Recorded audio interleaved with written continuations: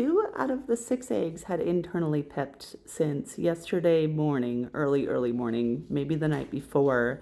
And by last night, they still hadn't made any progress or externally pipped. So I will poke a tiny little pinhole in the egg because they only have about 12 to typically 24 hours of oxygen in their little air cell.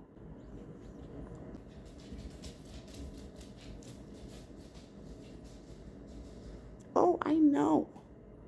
I poked the little pinhole in these 2 eggs last night, and so now it's been a full 24 hours and they still had not externally pipped on their own. So I break open just a little bit bigger of a hole.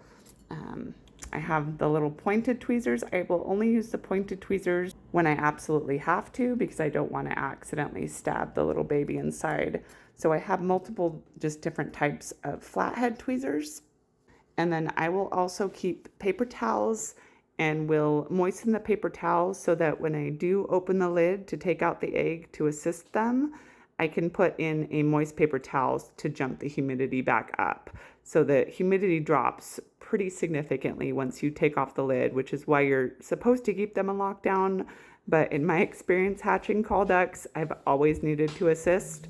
So that's not really possible. So from here, now every 4 hours, I will check on them. And if they haven't made any progress on their own every 4 hours, then I will go ahead and just chip teeny tiny bits of the egg away every 4 hours until they hatch or start progressing on their own. But you don't want to do it more often. You don't want to take too much. I tend to just take as little of the egg as I possibly can, just because I can take off more, but I can't put it back. I want to make sure that I'm not peeling away too much so that it's going to cause them to bleed or anything. Sometimes when you're peeling away the egg, the membrane will get a little bit dried out.